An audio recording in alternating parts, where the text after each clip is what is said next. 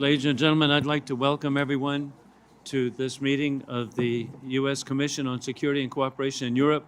It's a hearing on 1,000 days of Russia's war on the people of Ukraine. With that in mind, I'd also like to remind everyone that audience members are reminded they may not interrupt the hearing or block the door or entryway. Violators will be removed by the Capitol Police. At this time, I'll be offering an opening statement, and then we'll proceed to Ranking Member Steve Cohen, and then we'll also proceed to Department of Commerce Representative Mr. Don Graves. This commission will come to order. Good afternoon to all who have joined us today. Today we mark a somber anniversary, 1,000 days since the invasion of war criminal Putin's full-scale entry into the country of Ukraine. Every Ukrainian remembers that night very clearly. War criminal Putin told his troops the Ukrainians would welcome them. The West underestimated the resolve of the courageous people of Ukraine. Estimating that Kyiv would fall in days, Kyiv stands today and will stand until the end of history because of the Ukraine is strong. And let us be clear, support for Ukraine will always be bipartisan, and I am grateful to stand with my friends and colleagues across the aisle in support of freedom, life, and liberty for the people of Ukraine. And it's not just bipartisan. When members of the Senate arrive, you're going to find us bicameral too, which is truly remarkable. The invasion did not begin on February 24, 2022, or even March 2014. On December 5, 1994, with the signing of the Budapest Memorandum, independent Ukraine denuclearized, removing its #1 deterrent voluntarily in exchange for guarantees by Russia, the United States, and United Kingdom of sovereign borders and independence. Ukraine lived up to its commitments. The guarantors have shamefully failed to defend territorial integrity.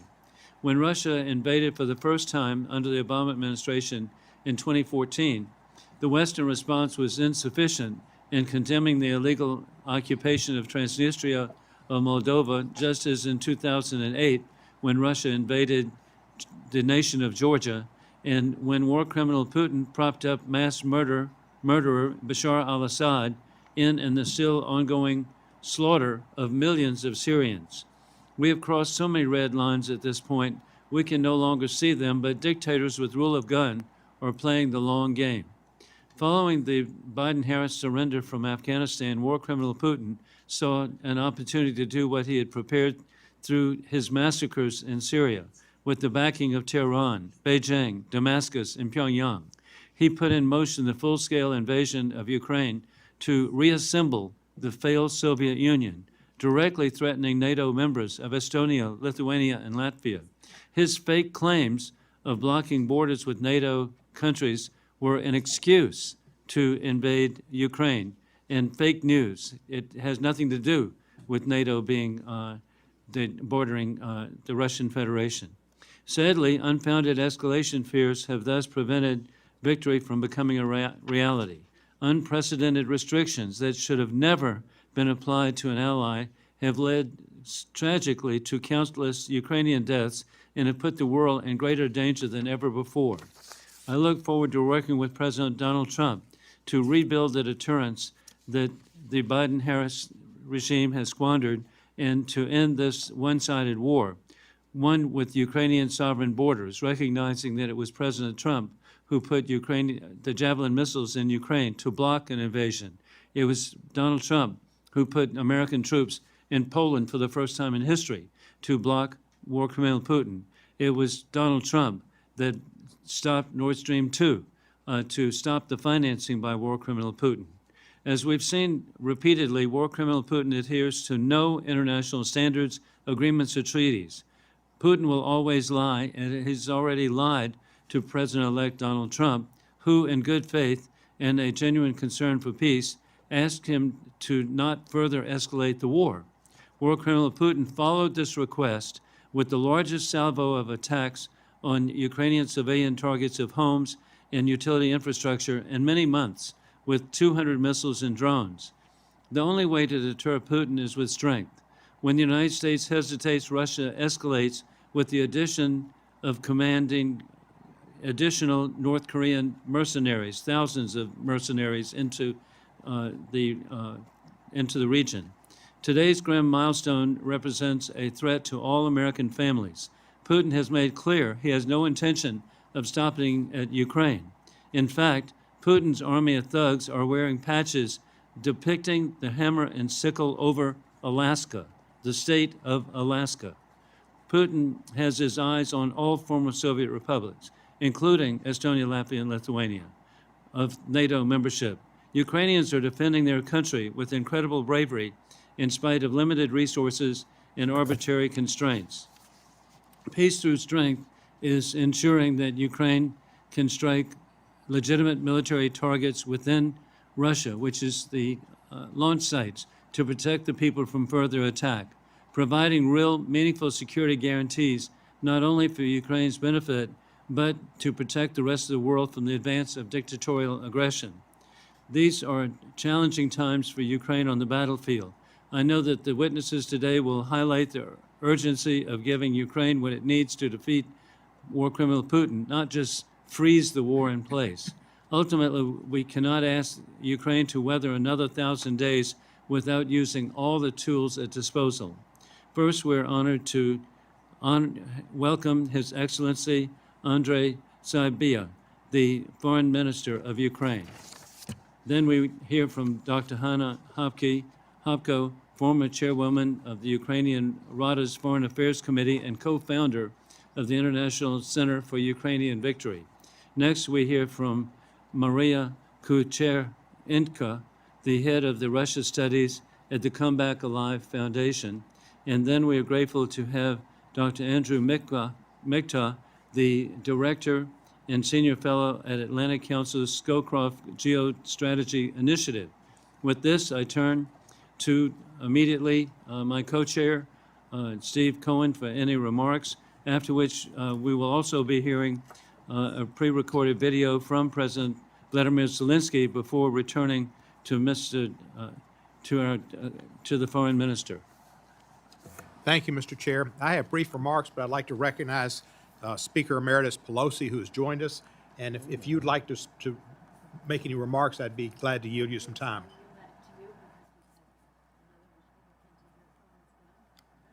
No, he's not a Republican. He's Commerce Department. Why don't we do this? I came to listen, to learn.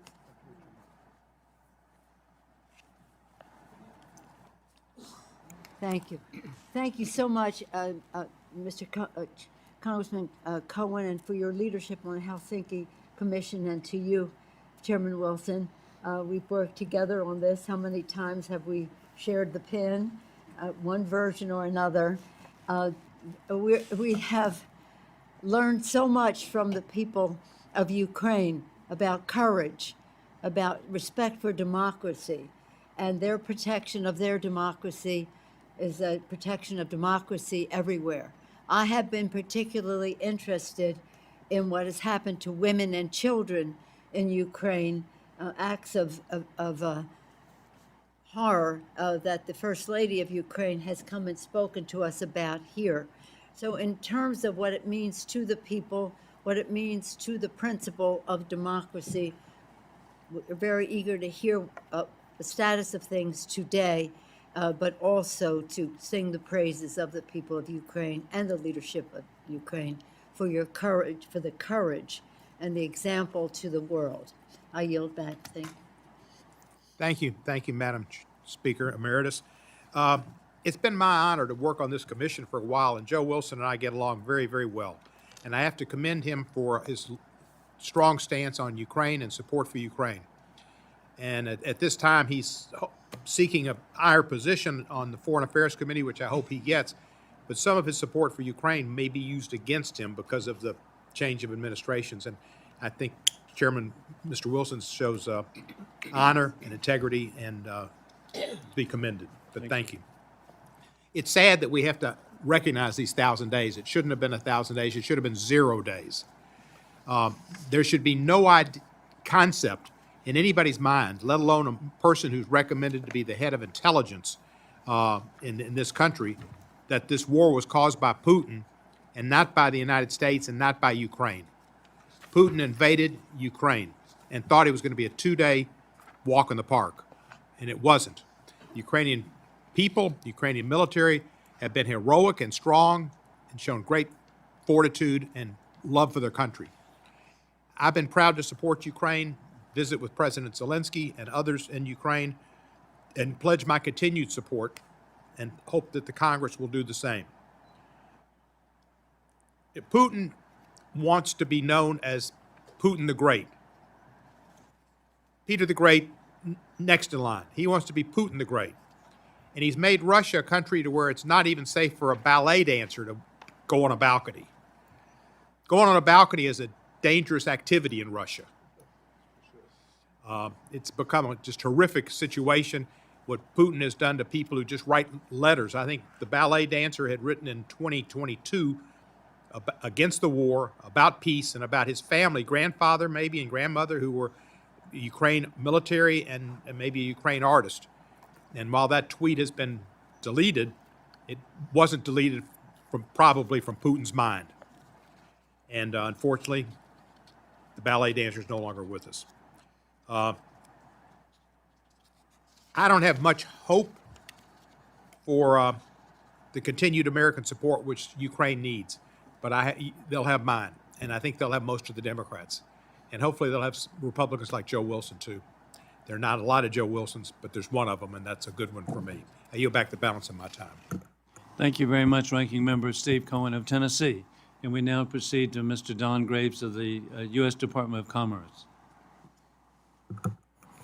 Thank you so much, Mr. Chairman, Ranking Member, Speaker Emerita. Thank you for convening this important hearing. It's an honor to represent the Department of Commerce and the Biden-Harris administration here on the Helsinki Commission, and to have this important dialogue with you today about the importance of maintaining our support and our resolve in countering Russian aggression, supporting Ukraine's security and prosperity on an ongoing basis. I would agree that it is a sobering reality that after 1,000 days, Russia's full-scale illegal war of aggression against Ukraine is still ongoing. It's an utter shame for the world. But I see this as a testament, Mr. Chairman, as you suggested, to the courage, the grit, the determination of the Ukrainian people and their leadership, and to the steadfast support of the United States and other democracies around the world for standing up for what is right. Our efforts at the Department of Commerce and across the administration to hold Russia accountable and support Ukraine are spearheaded by our efforts to focus on enforcing export controls. It's a prime example of our work to strategically address threats to our national security and our foreign policy, as well as to regional stability. When malign actors like Putin act abroad and use military force that threatens our friends, our shared values, and our collective security, the Commerce Department and the entire Biden-Harris administration have stepped up. I won't go into details, Mr. Chairman, about it. Suffice it to say that our export controls have been used to effectively to impose comprehensive restrictions that have effectively prevented Putin's military machine of aggression from doing much more destruction than it's already done against the Ukrainian people and Ukraine's infrastructure. Importantly, we've built and maintained a coalition of 39 export control partners across the globe who are substantially aligned with us against Russia and have imposed similar measures on both Russia and Belarus. We're also working closely with dozens of other nations to cut off transshipment of controlled items to Russia. We're collaborating with our sister agencies across the federal government. These export controls and sanctions have restricted Russia's access to items, including the technology, that are needed for its weapons. But it can only be as effective as our partnership and our leadership as a country around the world, getting other countries to align with us, with our partners in Ukraine, to prevent Putin's war machine from being restocked and restored. The United States and our allies have a duty not only to support Ukraine, but also to show that democracies will stand up to aggressors for as long as it takes. So today I'm proud to say that the Commerce Department and the entire U.S. government, bicamerally, bipartisan, here and in the executive branch, that we stand with Ukraine, that we will stand with Ukraine going forward. We're inspired by Ukraine's courage, by its strength, and the remaining time that I have left as a Deputy Secretary at the Commerce Department, I'll remain committed to using our tools strategically to impose additional costs on Putin and Russia and its enablers, and to support Ukraine and its people as they confront this existential threat to its survival. Thank you, Mr. Chairman, for convening this hearing, and to our witnesses for their knowledge and expertise. I yield back. Thank you very much, Deputy Secretary. We now will be having a video that will be presented by President Vladimir Zelensky, and then we would proceed with other members of the panel to make opening statements, beginning with Congressman Jim Costa from California, and then we'll proceed with all members who would like to make an opening statement before we proceed to the Foreign Minister. Mr. President. Dear Chairman Wilson and Cardin, dear members of the Helsinki Commission, ladies and gentlemen, first of all, I'm deeply grateful to you for the support throughout these 1,000 days of full-scale war. When the war began on February 24, nearly 3 years ago, many doubted if Ukraine could withstand the attacks. But most people around the world believed, or at least hoped, that Russia's evil would not succeed.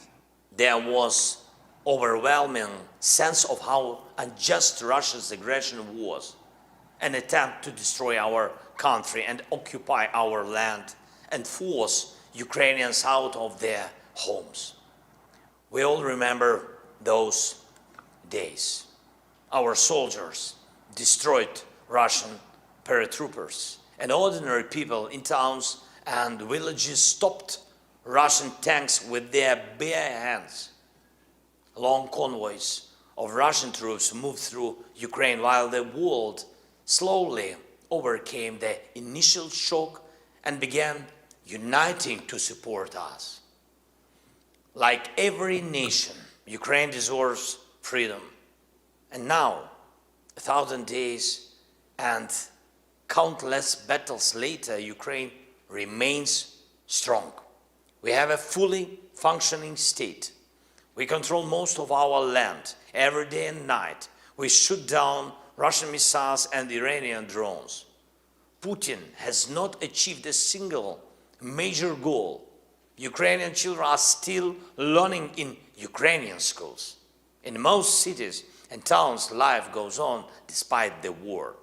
For the second year in a row, our economy is growing, and we are rebuilding. Even now, the arrival of thousands of North Korean troops to support Russia will not break us. If the United States finds a way to make such strong, decisive choices, our strengths now and the strength of the entire free world for decades to come is possible thanks to the incredible support of the United States, millions of Americans united against evil. Thank you for this. And I thank the entire US Congress for standing with us. These 1,000 days of war have been a path we've walked together. Now we must keep going until we reach the day we all dream of, a day of true and lasting peace. Lasting. The kind of peace that anyone would wish for themselves. Dear friends, the idea of the Helsinki Commission is inseparable from the idea of truth, and none of us should be deceived. We cannot call a pause in the war peace. We cannot say that justice has been solved while Russian war criminals are still smiling. We cannot claim that the war is over if Russia is allowed to use again the skills it gained from this war. But this is happening right now. Russia is teaching North Korea the methods of modern warfare. It's helping Iran. It has already been caught supporting the Houthis. Russia is fueling chaos in Africa. All of this is a global threat, and Russia is stoking its flames through the fire of this war. This war in Europe, this war of aggression against Ukraine. That's why it is here in Ukraine truth must prevail. This war must end in accordance with international law, with peace built through strength, so that Russian forces can never again shatter peace anywhere in the world. And we do need the tribunal for Putin and bodies. We cannot silence the issue. Time is going, people die, and there is no outcome in sight. We should stop financing Russia's war machine at the expense of oil revenues, and all the frozen Russian assets must be put to use for weapons and recovery to protect us from Putin. It is fair. And I'm sure we can achieve this together, and only together, Ukraine, the United States, Europe, and all our allies and partners. The day must come when Putin's smile is gone forever. The day must come when Putin's smile is gone forever. God bless America. Slava Ukraini.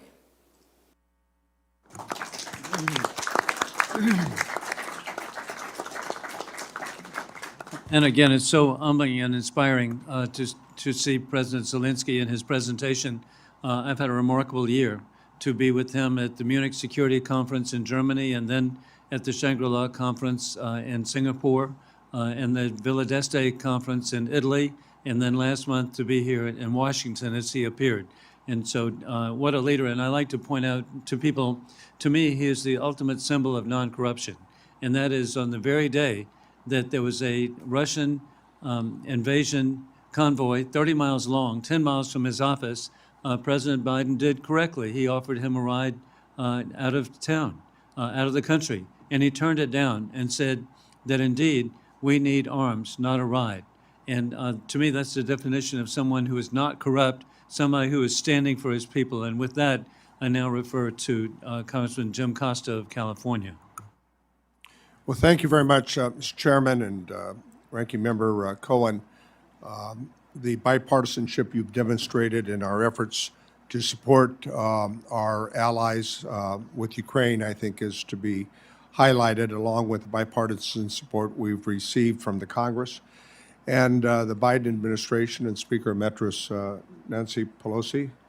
I think that it's fitting and appropriate after 1,000 days of war that we hear from this distinguished panel as to the challenges that we face. I want to ask the panel members in your comments to address whether or not it would be beneficial to pass a supplemental Ukraine security package before the end of the year.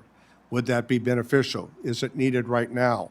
I'd like in your comments to also respond to what you need right now to help you with Ukraine on the battlefield. President Biden's lifting of the use of TACMs and other military equipment on the battlefield, I think, is a good sign. I wished it had taken place, frankly, months ago. But let me just say that I think the Biden administration has, in the 1,000 days, done a good job in rallying NATO and our allies to the support of Ukraine. I think our collective efforts on sanctions and the freezing of assets, again, are important. Those assets, not just the interest rates on those assets, but ultimately the entire assets that have been withheld, should be, when a ceasefire and a peace ultimately is achieved, used for the reconstruction of Ukraine. That would be the right thing to do with these Russian assets that are currently being frozen. Let me close by saying the following. Today, modern-day Russia is a syndicate masquerading as a country with a mob boss called Putin. Let me repeat that. Today, modern Russia is a syndicate masquerading as a country, and the mob boss Putin is a war criminal. He's a war criminal for the things that he's done to the people of Ukraine. Bombing of hospitals, bombing of schools, kidnapping over 50,000 Ukrainian children. The list goes on and on and on for the atrocities that President Putin has pursued for his dream of whatever, in attacking an unprovoked attack on a peaceful neighbor that has created devastation for the people of Ukraine. And so therefore, I think we need to tell the truth. Speaker Metris Pelosi knew my mother, and she told me a long time ago, Jim, the truth is the truth. The truth is President Putin is a war criminal, and those are the facts, and he ultimately must pay for the atrocities that he has committed upon the people of Ukraine, but even beyond that.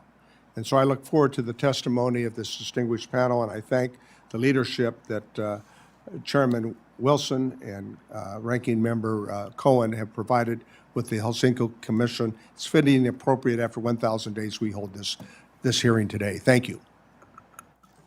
And one change, and thank you very much, Congressman Costa. Due to scheduling, we're going to call on the Foreign Minister, Andrii, Sybiha, and to give testimony because he has a scheduling conflict. Then we'll come back to any opening statement of other members who obviously are passionate in their support of the people of Ukraine. Foreign Minister. Dear Chairman Wilson, Ranking Member Cohen, Speaker Emerita Pelosi, dear members of the Helsinki Commission, it's a great pleasure and honor for me to be at the Helsinki Commission today. I appreciate all of your support for Ukraine throughout the 1,000 days of Russia's full-scale aggression, and I would like to thank you from the bottom of the hearts of all Ukrainians. Really appreciate. Thank you for drawing the attention of members of Congress to the need to bring the aggressor to justice. When I departed from Kiev on November 17th, Russia launched one of its largest air attacks against Ukraine. Together with my wife and children, we spent a sleepless night under loud explosions, just like thousands of other Ukrainian families. Like thousands of other parents, we have to reply to our kids who are asking us why this terror still continues. 210 drones and missiles, including hypersonic and ballistic. Russians once again targeted civilians, critical infrastructure, energy grid, and even nuclear energy systems. Many people were left without power and heating. 10 people were killed in Odessa and 12 in Sumy, including 2 children. Overall, Russia killed 659 Ukrainian children since the start of its full-scale invasion. Fortunately, most of the targets were intercepted this time, and we are grateful to the United States for its support, for its constant support in strengthening our air shield. But this attack once again underscores the need to put an end to Russian terror and aggression through strong and decisive action. There can be no alternative to a comprehensive, just, and lasting peace.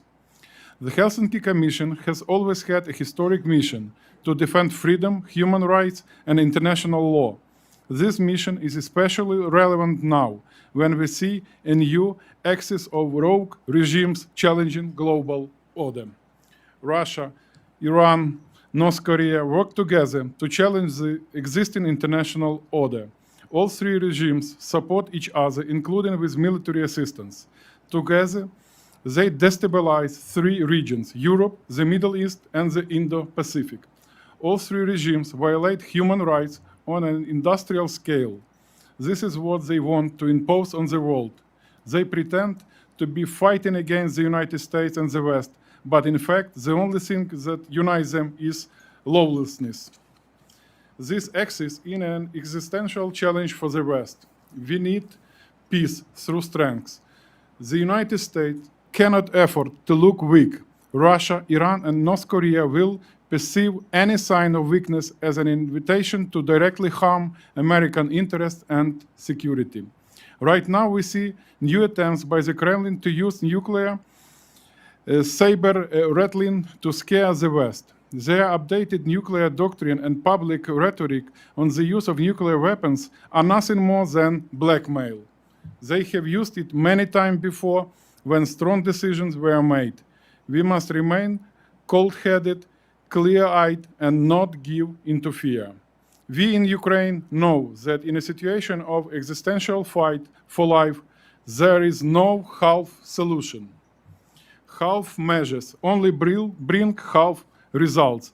And in life of death situations, a half solution is death, not life. The situation in Ukraine is not just conflict between two states. It's an aggression of one state against another.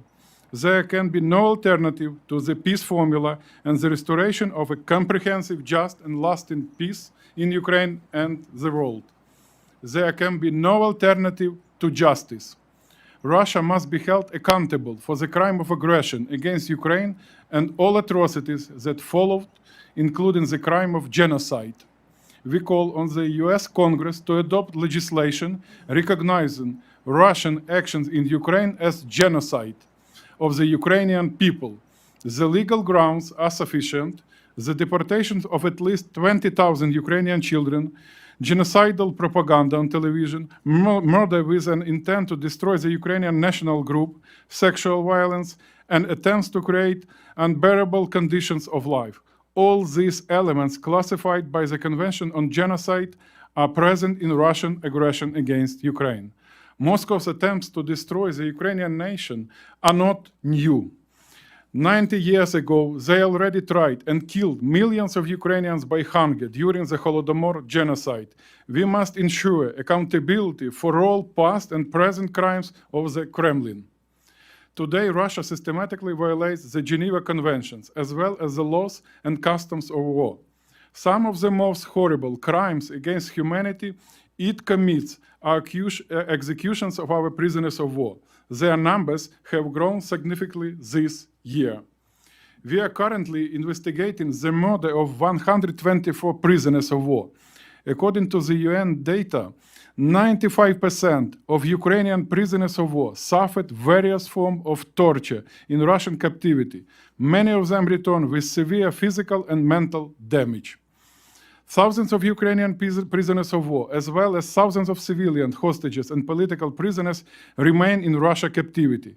We need joint efforts to pressure Russia and ensure humane treatment, as well as proper access to international monitors and medics. Most importantly, we must work to free all of our people and return all of our kidnapped children. In this sense, I underscore the importance of the recent Montreal Pledge and urge everyone to join these humanitarian efforts. Millions of Ukrainians face torture, repression, and violations of their human rights in the occupied territories.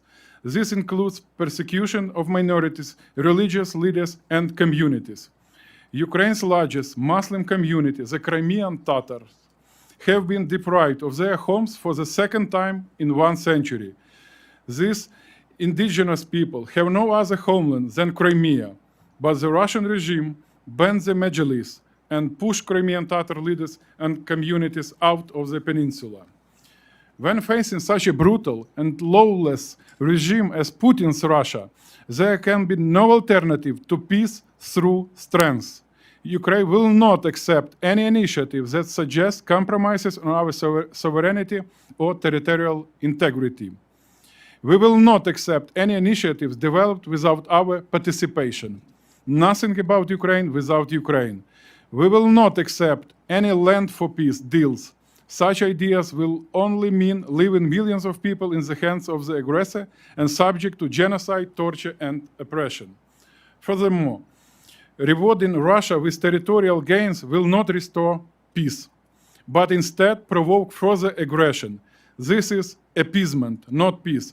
Appeasement has never worked in the past, and it will not work now. There can be no alternative to the victory plan proposed by President Zelensky. Russia shows no intention to restore peace. Instead, it continues to speak the language of ultimatums and attack Ukraine every day and night.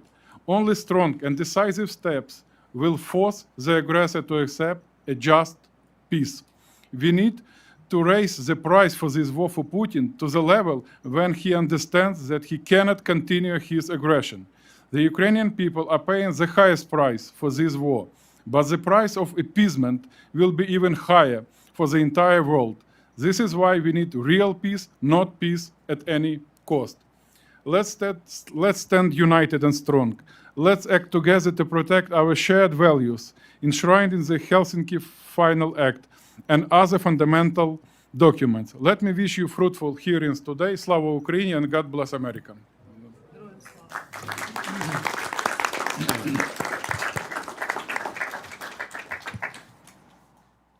And Foreign Minister Sybiha, thank you so much for your clarity and the courage again of the people of Ukraine. How inspiring. And we understand you have scheduling, and this time we'll proceed again with any opening statement that anyone would like to make. And in the interest of bipartisanship, we'll call on Congressman Robert Aderholt of Alabama. Thank you. I just want to say it's great to be here, and I know we're short for time, and I know, so I'm going to defer and look forward to this hearing. And I thank you, Chairman, for having this hearing today so we can find out what really the impact of what this is going on with Russia. Thank you so much. And we now proceed to Congressman Mike Quigley of Illinois. Again, in the interest of time, very briefly, I just returned from Ukraine, the fourth time since the 1,000-day war, Putin's war. And I think it is fair to say, at least to stake out what we consider victory. Victory must mean a victory on the battlefield and a lasting peace through security assurances, which must include, in the final analysis, membership in NATO, restoring the country and its original borders, rebuilding this country to its full potential, and holding those accountable. As I stood on the mass graves in Bucha, we owe it to them, and for all the reasons we fought the Second World War, to move forward to a just peace. Thank you. And I'm grateful to use Chairman's privilege and recognize former Speaker Nancy Pelosi. Thank you. I had the privilege of saying some remarks earlier about the urgency of our support for Ukraine to continue, not only to continue, but even to accelerate.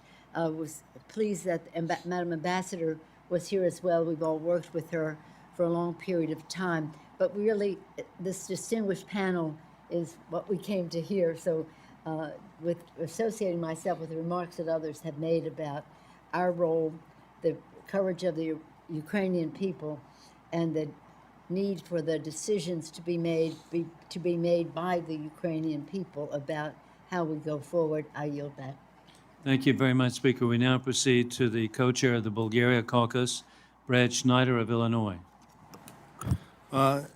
Thank you. I want to thank my friend. I want to thank all of you for being here. I, too, will associate myself with all of the remarks, and I think what the foreign minister said succinctly is 1,000 days of war, 1,000 days of atrocity, but 1,000 days of courage and strength from the Ukrainian people. And it's imperative that we are successful. Success will not come without sacrifice and will not come without great cost. But failure, as the foreign minister said, will carry far greater cost. And we have to make sure that Ukraine is successful and the United States stands with Ukraine. Thank you very much, Congressman. We now conclude with opening statements by Congresswoman Deborah Ross of North Carolina. Thank you very much, Mr. Chairman. I, too, want to hear from the panel. But just to let you know, I'm co-chair of the Moldova Caucus. And I want people to also know Moldova has done everything that it can to help Ukraine. And, of course, it has fought back against the Russians in their most recent election. And so I stand fully with Ukraine and also understand that if Ukraine falls, so will other countries. But I yield back. Thank you very much, Congresswoman. We now proceed to our panel, and we're so grateful to have Dr. Hanna Hopko, again, a former chairwoman of the Rada's Foreign Affairs Committee and the co-founder of International Center for Ukrainian Victory, and we are grateful to have you here. And what we'll be doing is we're going to try to be 5 minutes for each individual, and then restrain members of Congress very much that they stick to 5 minutes so that as many people can participate as possible. Thank you. Dear Chairman Wilson,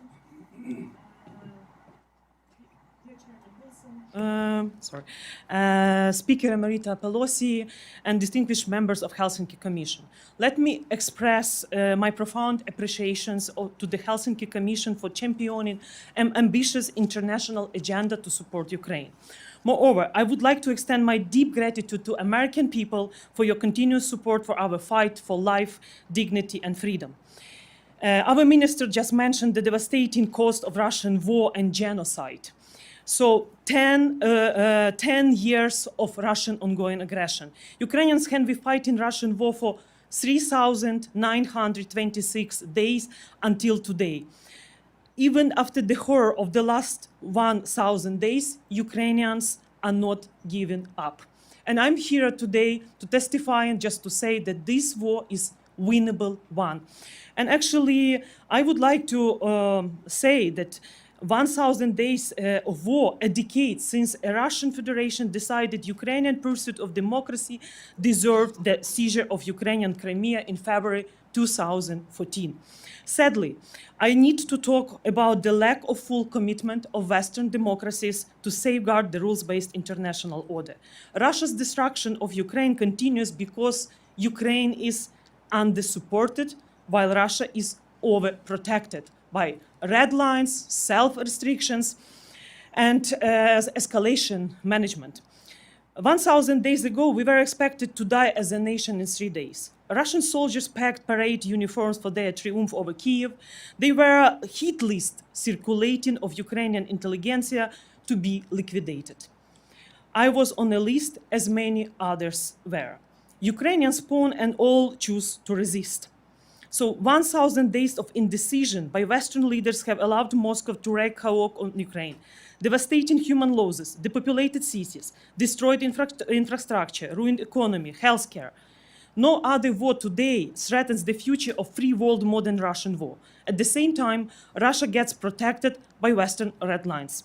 Ukraine pays with life for every single second of illusion of control over the trajectory of outcome of the war. Since 2014, Russia has been seeking the destruction of both the Ukrainian state and the Ukrainian nation. And I'm supporting Chairman Wilson saying that after the Soviet Union collapsed, this was the end of communist ideology, but not the end of Russian imperialism. This is why I'm very also thankful to the Helsinki Commission for organizing hearings on decolonization, de-imperialization of Russia, because as our minister just said, genocidal war of Russian imperialism we faced for centuries, and not just Ukrainians, also Chechens and other nations. So this is why decolonization, de-imperialization is key. Moscow's criminal actions have one main objective: to destroy the viability of the existence of Ukrainians as a separate national and ethnic group. So, 10 years ago, I was here on the Hill in my capacity as the chair of the Committee on Foreign Affairs of Ukrainian Parliament, asking for support for the Ukraine Freedom Support Act. 10 years ago, I couldn't imagine that after 10 years after adoption of this Ukraine Freedom Support Act, I will come here and ask him to adopt the Ukraine Victory Support Act. And it's not just now Russia alone, it's axis of evil states which are supplying Russia with ballistic missiles, North Korean troops. So it's higher time to adopt an axis of evil defeat act and support Ukrainian victory. And let me say that this war is winnable because Ukrainians and Ukraine has defied expectations, sinking the Russian Black Fleet without a Ukrainian navy, defending Kyiv, Odessa, Kharkiv, liberating Kherson, fighting North Korean soldiers in Kursk. So my minister, I support the recognition of Russian aggression as a genocide. Also, all sovereign assets of Russia must be confiscated and support Ukrainian military defense. Ukraine must be offered NATO membership, which is important for all of us because Ukraine could contribute a lot to the alliance and the European security. So as a mother of 13 years old daughter Sofia, When I was staying in Kiev in that night of the full-scale war began, so my daughter was crossing the border. And I was in Kiev with my husband. And I was not knowing what happened. And I'm very thankful to God that I'm alive and speaking today. And my daughter asked me a question, Mom, you know all these Western leaders. Why you are in Kiev under bombs and I have to leave my country? Why after 8 years of your advocacy, you haven't succeeded not stopping and preventing Russia? I couldn't answer to my daughter. I was crying. So here today, I'm asking American people, asking American Congress to give Ukraine everything needed to defeat Russian imperialism. That my grandkids and Ukrainians who lost their beloved one, they will know that justice prevails and American leadership, American credibility, and Russia will never achieve that end of America means end of American power. Thank you for having me today. God bless America. God bless your wisdom to help us to achieve such sustainable peace that never again Russia or China or other axis of evil states attack a sovereign nation. And Dr. Hopko, thank you so much for your insight and testimony. We now proceed to Mariia Kucherenko, and we're so grateful for your heading the Russian studies at the Come Back Alive Foundation. Thank you. Dear Chairman Wilson, Speaker Pelosi, distinguished members of the Helsinki Commission, honorable participants of today's hearing. First of all, thank you for the opportunity to be here and for all American support provided to my country. The very formulation of the topic of our hearings leads us to the answer what kind of reaction was necessary to Russian threat, and when, actually, reaction was needed. Russia's war against Ukraine began with the annexation of Crimea and aggression in the eastern part of Ukraine in 2014. And the fact that only from 2022 the world began to talk about Russia's war against Ukraine and not the Ukrainian crisis, as it was in the previous 8 years, created the prerequisites for today's scale of war. Russia's war against Ukraine cannot be considered a problem affecting only Ukraine and Russia, or even only Europe. There is no isolated wars in 21st century. The brutal attack on February 24th of 2022 proved that Russia will not stop. Where Russia does not resort to the physical occupation, it undermines world security in one way or another. Russia will use all occupied territories as a bridgehead, and this applies not only to Ukraine, but also to Georgia and Moldova. Developments with Georgian elections proved that persons related to the General Directorate of the Armed Forces of the Russian Federation, more widely known as the spin doctors of a Wagner group, are actively interfering in what is happening in this country. We are talking about Alexander Malkevich, who is not only involved in the interference of 2020 American elections, but also currently working in the newly occupied territories of Ukraine and in the international recognized territory of Georgia. During these elections, he worked for the Georgian Dream. The situation is not better in Moldova, where Russia used Transnistria as one of the tools of electoral pressure and additional pressure on the security situation in the region. One of the most vivid examples of the Russian threat demonstrated by this phase of hostilities is the food crisis. The world learned that a number of developing countries are critically dependent on Ukrainian grain, when this grain became very difficult to transport due to the scale of hostilities started by Russia. The world learned that Russia steals Ukrainian grain from the occupied territories and tries to trade it as its own. The world learned that Russia was purposefully burning and shelling Ukrainian agricultural lands to blackmail a large part of the world population with their artificially created famine.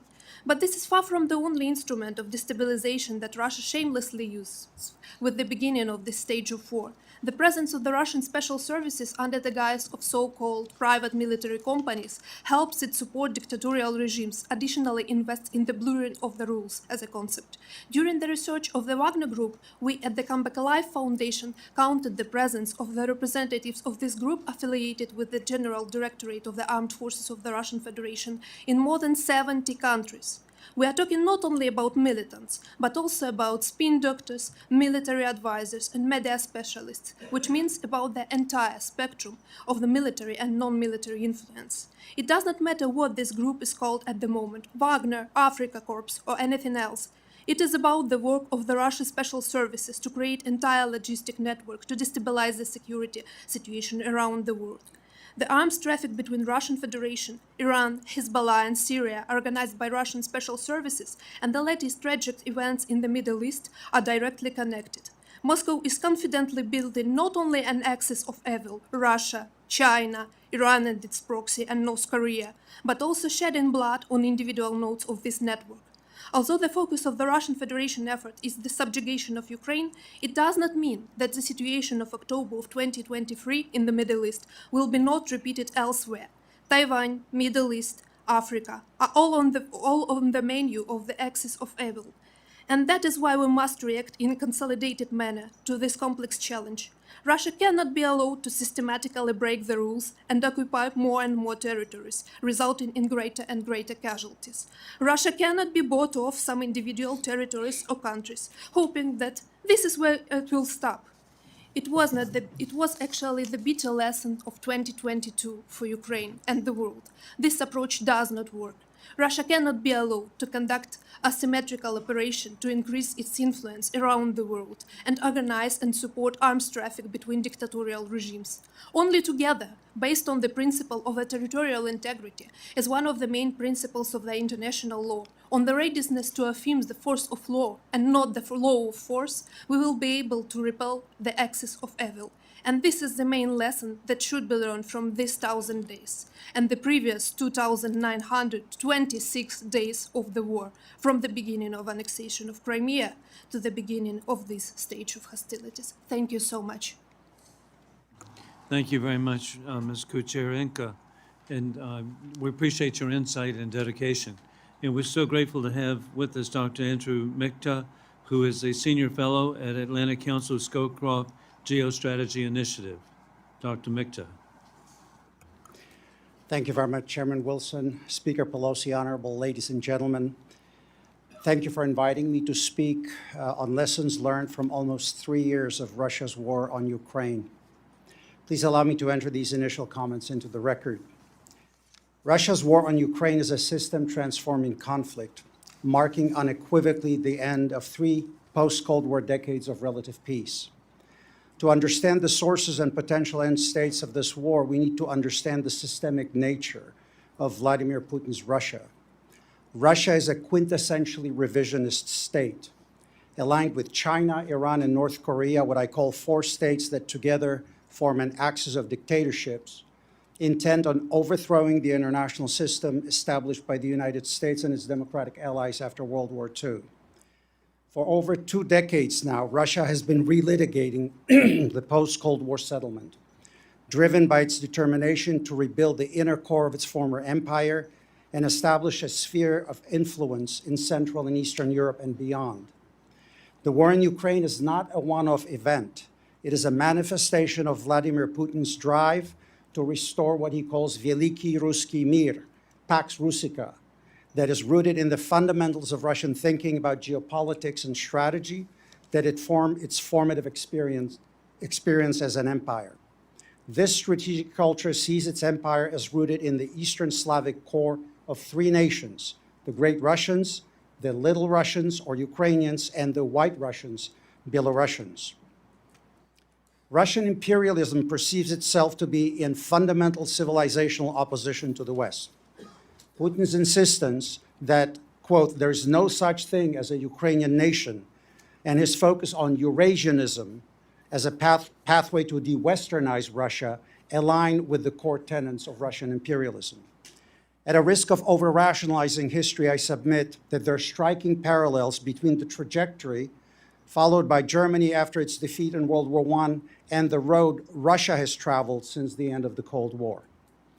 The dominant narrative produced for domestic consumption during both the Weimar Republic in Germany and the Yeltsin era in Russia was one of betrayal rather than defeat. In Germany, the Dolchstoßlegende, or stab-in-the-back myth, claimed that Germany was never defeated but rather betrayed. In Russia, Putin has offered the population a similar narrative, blaming the West for the alleged treachery that brought down the Soviet Union. I bring this up because this imperial narrative, much as it led to the rise of Hitler in Germany, continues to sustain Putin's revisionism in Central and Eastern Europe. According to this view, the great Russian nation was robbed of its greatness by the United States and the West, and hence any action to remedy this perceived injustice is justified in the eyes of Russian imperialists. Consequently, and this is key, The threat Russia poses to Central and Eastern Europe and to peace and stability worldwide will not abate so long as the Russian revisionist narrative holds. Until then, Russia will remain not an acute, but a chronic threat to the United States and its allies. Allow me to turn to Ukraine. Today, the country is locked in an existential struggle for survival as a free and sovereign nation, while Russia systematically obliterates the country's infrastructure, industry, cultural heritage, and most of all, kills its people, military and civilian. Because the United States and its NATO allies, while providing vital support, have prioritized controlling escalation, and Putin has effectively played the nuclear card, Ukraine has been forced to fight on Russia's terms, i.e. a war of attrition. It should be stated plainly that unless the West changes its approach to aiding Ukraine, the current strategy will likely lead to its defeat. A case in point, when Ukraine became independent, it had some 51 million people. In 2022, when Russia invaded for the second time, it had about 40 million people. Today, by my estimates, somewhere between 27 and 30 million citizens are left in the country. Simply put, ladies and gentlemen, it is not just that Ukraine is running out of weapons and munitions, it is running out of people, with Russia now enjoying a 4-to-1 population advantage. Russia's victory over Ukraine would have devastating consequences for the United States' global position and for NATO and the West as a whole. It would demonstrate to our adversaries that we have neither the staying power nor the determination to confront them. Putin's Russia is not fighting Ukraine. Rather, according to Moscow's narrative, Russia is fighting the United States, NATO, and what they call the collective West. Putin has framed this war as a civilizational war. And should Russia prevail, he will score a civilizational win that will embolden other members of the axis of dictatorships to push even more vigorously against the United States and our allies. Ukraine's defeat will increase the risk that as regional power balances unravel in Europe, the Middle East, and in Asia, America is pulled into a global war. The stakes could not be higher. We need to stand by Ukraine, but we also need a change in strategy. If Ukraine is to have a chance at an equitable peace settlement, it needs to get the weapons and munitions it needs in quantities it needs. But most of all, we need to lift the restrictions on their use to allow Ukraine to impose real costs on Russia. Only if Putin realizes that he can't win this war at an acceptable cost will there be a chance for a negotiated end to this conflict. Thank you for your attention, and I look forward to your questions and the discussion. Thank you very much, Dr. Michta. And as we proceed, each person on the panel will be provided 5 minutes, and it'll be strictly enforced because politicians sometimes can go beyond 5 minutes. And so we will proceed, and I'll be the first. And at this, again, I want to thank each of you for being here. I want to thank the staff that have been so helpful in getting this together, and the persons in the audience. It's wonderful to have the interest that there is. One point that I want to really reiterate on behalf of to the American people, and that is there's really only one reason why war criminal Putin invaded Ukraine, and it's because he wants to reinstitute and recreate the failed Soviet Union, and he wants to create that empire. And there was previously the Soviet Empire with nomenclatura, the elite, running the and being beneficial to the elite, not to the people of Russia or the Russian or the Soviet republics. And now it's, Congressman Costa is right, it's a mafia with oligarchs who are being benefited, and the people of Russia are being taken advantage of. And it's particularly sad for me because I've had wonderful visits to Russia from St. Petersburg to Novosibirsk. One time I was there to see a billboard said, "Welcome to Novosibirsk." Times have changed. It said in English, the Chicago of Siberia. Chelyabinsk is the sister city of my home community of Columbia, South Carolina. Wonderful visits to St. Petersburg. And so it's really disappointing to me about the people of Russia. And another point is that it's been stated that Putin acted out of self-defense because of the threat of NATO. NATO is a defensive organization. He's had a border with NATO since 1949. It's called Norway. to claim that he was trying to avoid a border with NATO and Ukraine actually failed. As we know, Finland has an 830-mile border with the Russian Federation and now a member of NATO, and how extraordinary the unintended consequence of Finland and Sweden giving up 200 years of neutrality. Indeed, to me, is clear that war criminal Putin is on a path to self-destruction. But it has nothing to do, it was purely made up, his concerns about NATO. With that in mind, and Dr. Hopko and everyone, sanctions are so important to me, and I want to congratulate the Department of Commerce for truly enforcing these, but it needs to be enforced so that indeed the oligarchs are affected. That's who the sanctions will be against. And with that in mind, beginning with each one of you, what more can be done by the United States, our NATO allies, the European Union, the 39 countries that have been identified as supporting a free and vibrant Ukraine? Thank you, Chairman Wilson. Thank you for these important questions. So actually, we expected after the Russian invasion back in 2014 that sanction policy will become a diplomatic leverage to prevent the full-scale war. And actually now we are here in DC also advocating for the continuation of the sanctions against Nord Stream 2, which is really important to continue. And also an international humanitarian military mission must be deployed to provide air defense for Ukraine's nuclear infrastructure. Because what Russia did for the first time this year in August, during the massive missile attack in combination of ballistic cruise missiles, kamikaze drones, for the first time they used nuclear warheads just to destroy different substations and near the nuclear power plants in different regions of Ukraine. So I think it's really important to avoid the nuclear accident in Ukraine, this international humanitarian military mission.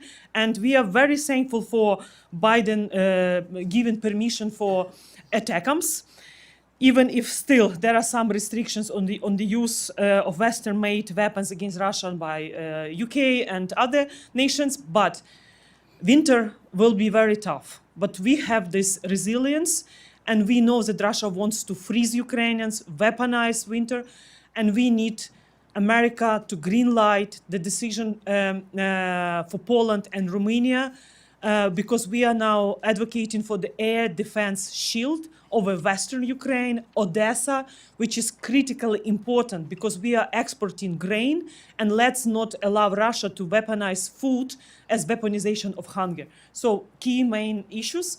Sanctions, besides Nord Stream 2, there are a list of sanctions, especially on oil and Russian gas. And I think this is a great opportunity for America to export more LNG to European market instead of Russian LNG. And it's crucially important. And Western components, which are being found in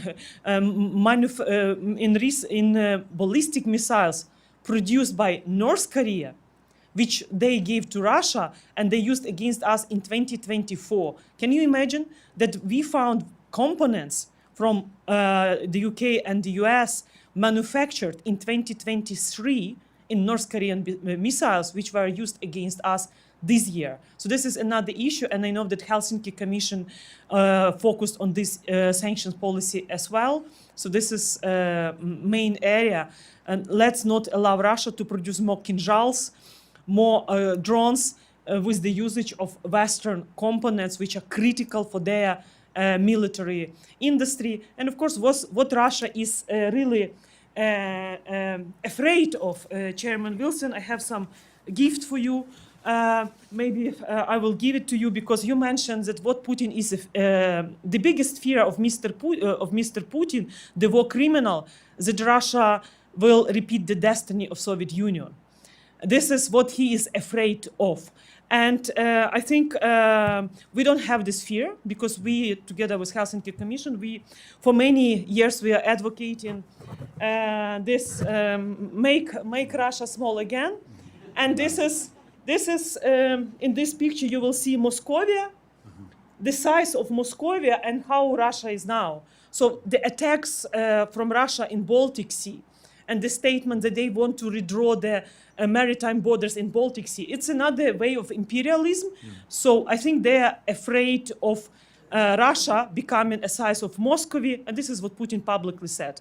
But de-imperialization is the key, and this T-shirt is a gift from our Ukraine Victory Center and for other honorable members. And again, thank you for your passion, and we're so grateful. We now proceed to Ranking Member Steve Cohen of Tennessee. Mr. Costa has requested some time, and I'll yield to him. Thank you very much, my friend. Hopefully, President Biden's actions that he took yesterday will soon be followed by the UK and France on weapon systems that Ukraine now has to attack interests in Russia. My question is President-elect Trump has talked about his ability to negotiate, his influence with President Putin. I'd like to get your take because earlier this year, President Putin established the conditions for a ceasefire as 1, Ukraine agreeing not to become a member of the EU, 2, not ever becoming a member of NATO, 3, demilitarizing the Ukrainian forces, and then we begin to discuss, or Putin said, negotiating territory. I think those terms are unacceptable to President Zelensky or any Ukrainian leadership. I'd like your comment and what additional support we need to provide and what you'd be looking for with President-elect Trump when he takes office after January 20th. Thank you for this question. Yes, you mentioned these conditions provided by Putin. It is actually the repetition of this so-called Istanbul document in which he actually made an ultimatum for us, not based on any logic or any common sense. It was only based on his wish to subjugate Ukraine. But first of all, I need to say that this experience of so-called ceasefire was already in our history when it was that period of war during from 2014 till 2022, actually we got a lot of attempts to establish ceasefire. It was so-called summer ceasefire, autumn ceasefire, other different ceasefires related to some celebrations or some other occasions. But in the case of absence of real practical mechanism on the ground to prevent this violation of ceasefire, we only got the OSCE mission, which was only monitoring mission, not some military mission or not some mission of peacekeeping. It was only more and more attempts to negotiate the Russian conditions, not the conditions of settlement of this conflict or not of the conditions of Ukrainian victory. But when it turns to additional aid to Ukrainian side, first of all, yes, actually I need to mention this air defense systems, missiles, and so on and so on, but which is really crucial for us. It is things related to the secondary sanctions, first of all, following of the secondary sanctions, which really can put Russian Federation in the inconvenient state. And also, we would like to underline the importance of transferring of frozen actives of Russian Federation to support of Ukraine.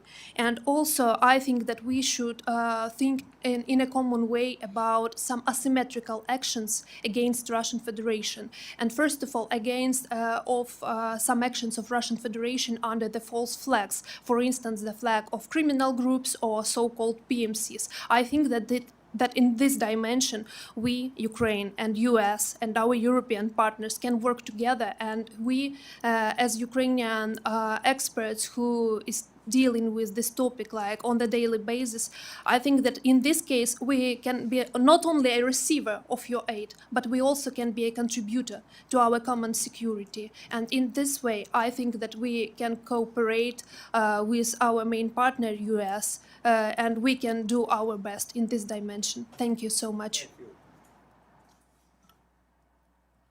Thank you very much. And we now proceed to Speaker Nancy Pelosi. Thank you, Mr. Chairman, and I thank the distinguished panel for their very informative and current, up-to-date presentation. I thank you, Mr. Chairman, Ranking Member Cohen, for being true to the purpose and the mission of the Helsinki Commission and how relevant it is to our discussion today. We have votes coming up soon, but I wanted to stay here for the full presentation because this is the most important thing that we could be doing, is to taking us to this next step. The beautiful presentation of President Zelensky, not beautiful in terms of its strength, in terms of its courage, in terms of its purpose, and the presentations that you have made have been very important. My question, we've talked about weapons and use and that, is about person power. We saw at the beginning of the war, the Russians were using poor people and minorities and the rest, not going into the more sophisticated areas where St. Petersburg and the rest, where it might turn public opinion against the use of the war, the purpose of the war, because of deaths to families there. And now I'd like you to tell us where you see it, because isn't it a sign of weakness on the part of Putin that he has to go outside the country and get North Koreans to come in and fight his war? What is the attitude that you see from the Russian people? We read about the bonus that families get if their their child dies in war, they get money and they're poor, and so it's a compensation, as sad as that might seem to all of us. Who's fighting this war? What impact does it have on the support in Russia for continuation of the war? And again, how can Putin talk about being a strong Russia if he has to go to North Korea to get his troops there? One more thing is that, well, I won't go into it. We'll just go there. Thank you. Okay, thank you, Speaker Pelosi. And let me say that you have addressed one of the most important aspects of this war. So far, Putin believes that he can win at an acceptable cost because the people he brings into the battlefield are either people from impoverished areas of the Russian Federation, the Buryats and other minorities. He's avoiding recruiting in the major cities because the minute he goes to Moscow, Petersburg, and other areas, the dynamic changes. He's no longer pulling poor people from faraway places. He is now pulling what we might call the Russian middle class. And then the families of those men and women would respond very differently. I think the Korean presence is both an outrage and a challenge to us because he's brought Asian troops into the European theater. But you're right, I would argue that he also does not want to go in the second mobilization round or third mobilization round to people that we have in those major cities, because he remembers very well what can happen when Russian women go into the streets, when young men and women try to escape. Moms. Mothers in particular. And if you remember the coup attempts when Yeltsin climbed on top of the tank, it was the Russian women who came in and changed the dynamic of the whole situation. So I think as long as he believes he can continue at an acceptable cost, relying either on people from impoverished areas, criminals, or foreign troops, like we've done this with we've seen this with the North Koreans, which, by the way, should be absolutely unacceptable to us, to have him bring in foreign troops from a country that's not a declared combatant into effect a combatant situation. That requires the strongest response from our side. Mr. Chairman, to your question and the question of Mr. Costa, I will actually say the most important thing to assist Ukraine is probably not directly connected to Ukraine. First of all, it's allied solidarity. If he believes that he can fracture us, that he can break our consensus on supporting Ukraine, he's winning. Secondly, for the European allies, rearmament is the way to assist Ukraine indirectly. Why? Because that man understands only hard power. And if he can blackmail and threaten the disarmed Europeans, then he thinks he's got the room to maneuver. So what we've been trying to convince to our European allies, and this should be a message, not to the allies on the flank who are doing their job, the Finns, the Scandinavians, the Balts, the Poles are arming, but that should be the message to the allies farther west. They need to do their part. And finally, he has to believe he can't cut a deal that would take him to his, in effect, pre-1999 situation.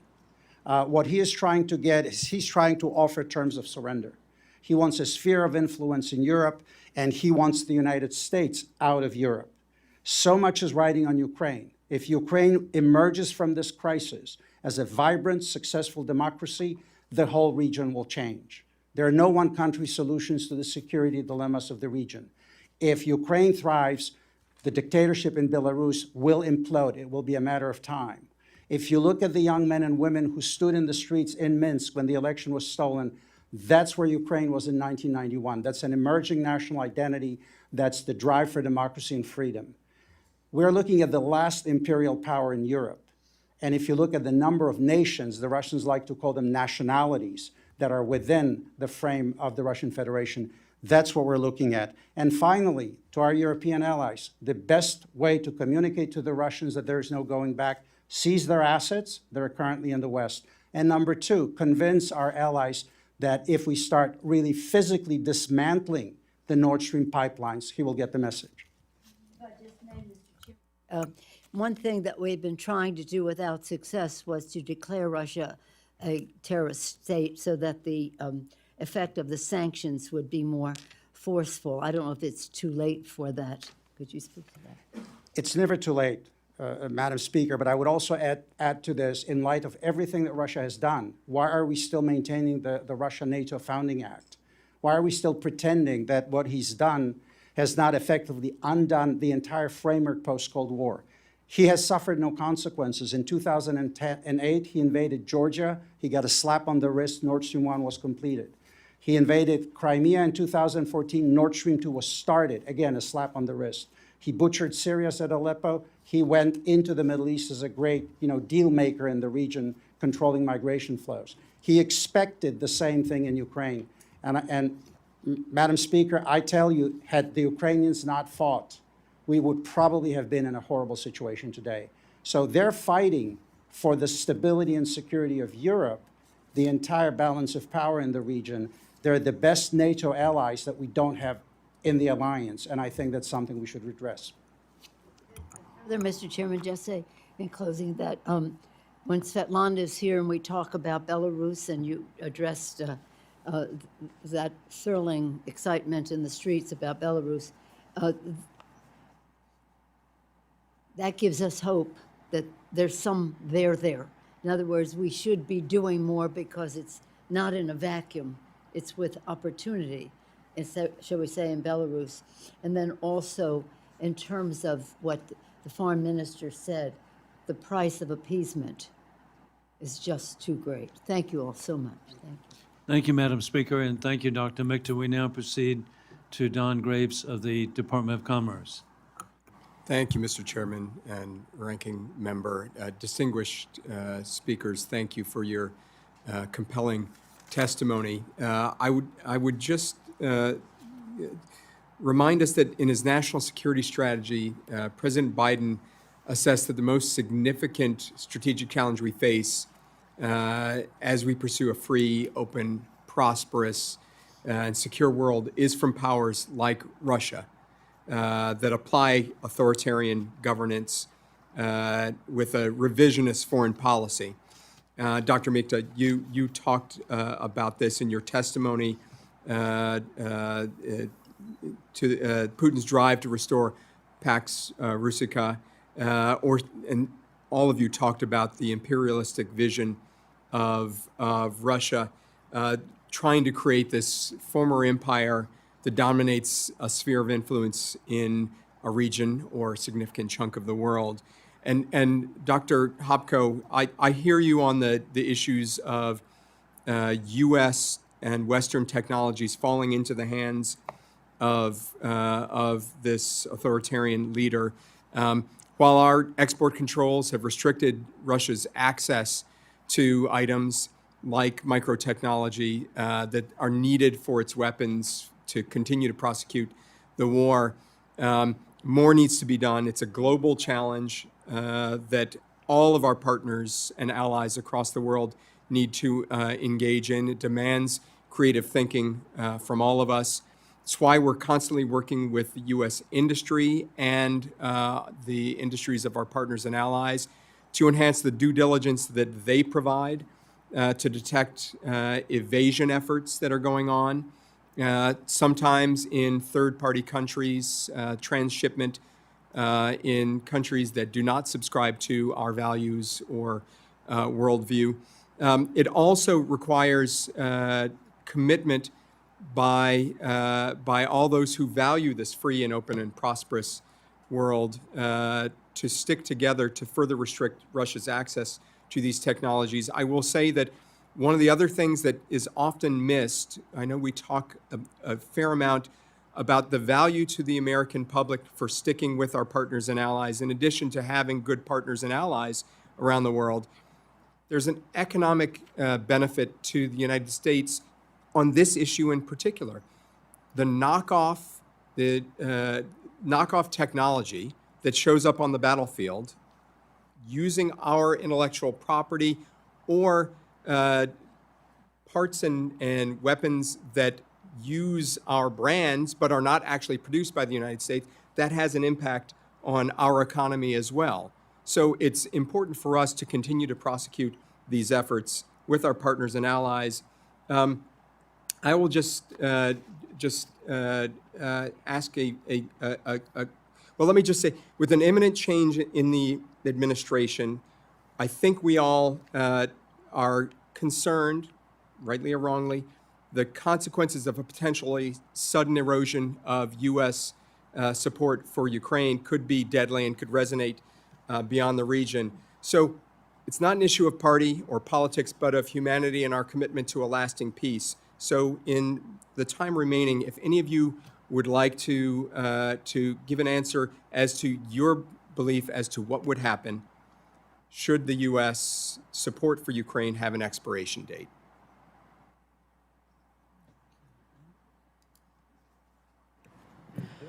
So if you ask me, what are the success stories of the U.S. foreign policy in last decades?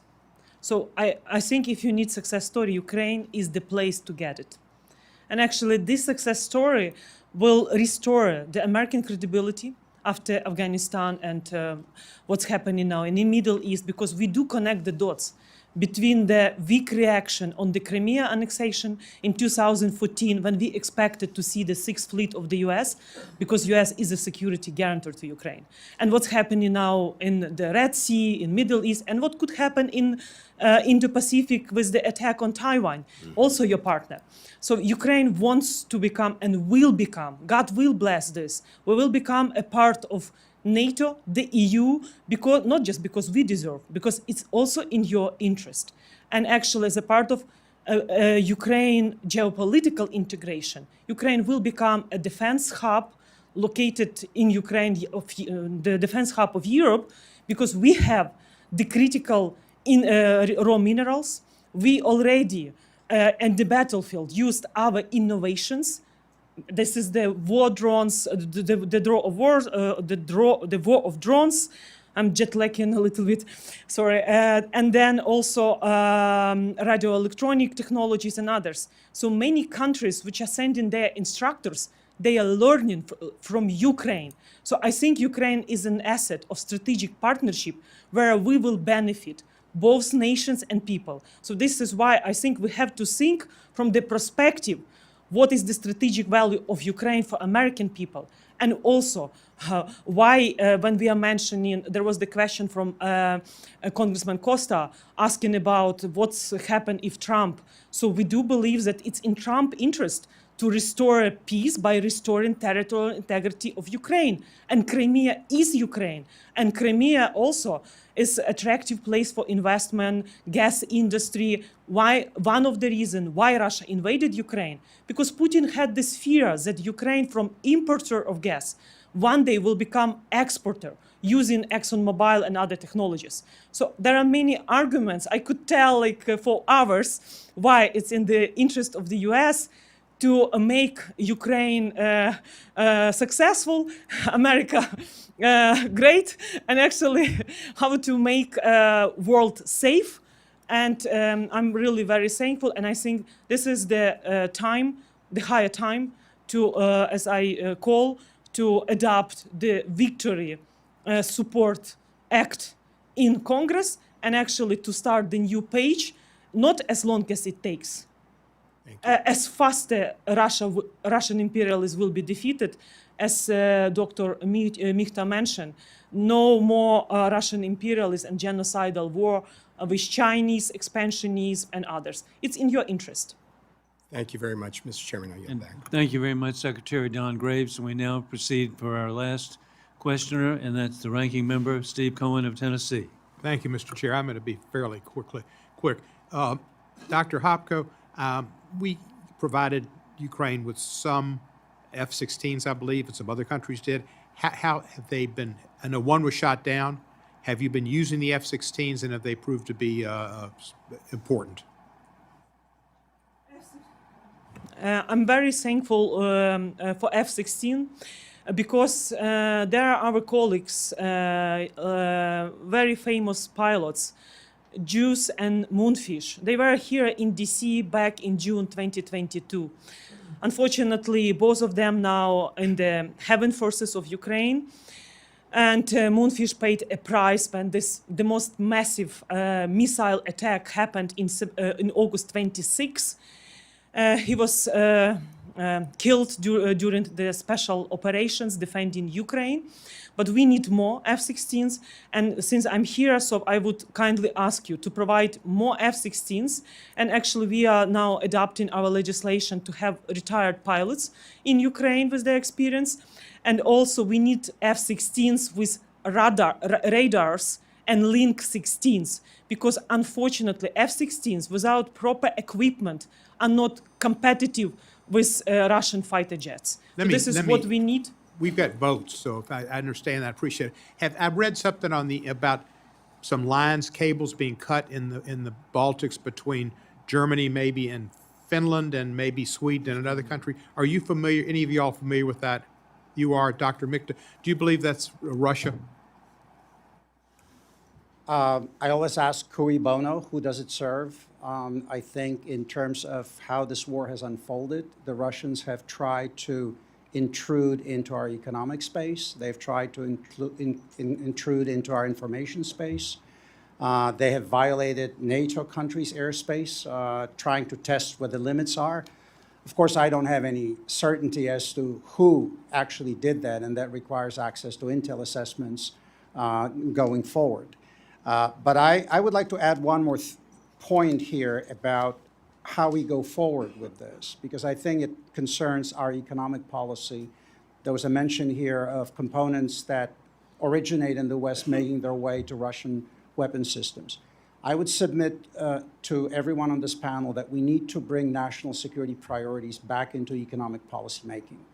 For 3 decades since the end of the Cold War, we've basically removed them. We operated on the assumption that globalization, export-driven modernization would somehow transform authoritarian communist dictatorial regimes. And I remember one important political figure saying that China would become a responsible stakeholder in the international system. During the Cold War, we had COCOM restrictions in NATO. You couldn't export dual-use technology to the Soviet Union. We took jewels in the crown of Western technology, handed it over to 1.4 billion communist state on the assumption that something different would happen. So I would urge you to bring the conversation back into how we decouple our critical supply chains from Russia. We cannot, from China, sorry, we cannot depend on them for supply chains that are critical in the national emergency in the event of a war. And to the question about what failure in Ukraine would mean, it would be another case of deterrence failing and the loss of American credibility. And we've seen this repeatedly when not only attack on Ukraine in 2022, Hamas attacking the closest ally of the United States in 2023, Iran launching a direct attack on Israel. And if we do not restore deterrence, we're going to be risking a wider conflict, because in the final analysis, general war in the Second World War did not start because Germany and the Soviet Union invaded Poland. It started because regional balances in Asia, Manchuria, then in Europe, Czechoslovakia, Austria, and then finally Poland were unraveling. We should not allow for that to happen. Dr. Michta, did you see the reported statement by one of the leaders in Russia that Russia had helped Mr. Trump be successful and that they expected that Mr. Trump would reciprocate because that's the way they do business? Did you see that? I've seen all sorts of Russian propaganda. I don't put any weight in it. I think the Russians are trying to shape the narrative, if you will. I think what's going to happen actually is going to be a very tough negotiation going forward. Putin's terms are, in my view, unacceptable. What he's asking of Ukraine is surrender. That is, in effect, what he's been arguing for since the very beginning. I always believe that the incoming administration, whether Democrat or Republican, has the right to shape its own position, and I don't put any stake in any credibility in what the Russians are saying, especially in the open media. Thank you, and thank you for your testimony, Thank you, and sir. appreciate the foreign minister here as well. I yield back. Thank you, Ranking Member. As we conclude, I'd like to thank the witnesses. Each of you are special on behalf of the people of Ukraine, but more importantly, to avoid a greater war, because that's what Putin is really proposing. With that, I want to also thank the staff who've been so helpful and the commissioners. This is tremendous to have the speaker here. And additionally, I want to thank, this is unique, this commission, we also have the executive branch, a very rare occasion that we have the executive branch. And then I'm treading on ice, but this is bipartisan, Republican, Democrat in the House, but also the Senate members. And I regret that with all that's going on in the Senate, that so many of our leaders, including Ben Cardin of Maryland, good Democrat, Roger Wicker, good Republican of Mississippi, if they were here, I shouldn't speak for them except for one thing. I know they would say amen, and that is support for the people of Ukraine. And so it's bipartisan, bicameral. I'm not sure I can say that about anything else. But anyway, thank you, and we are adjourned. Thank you.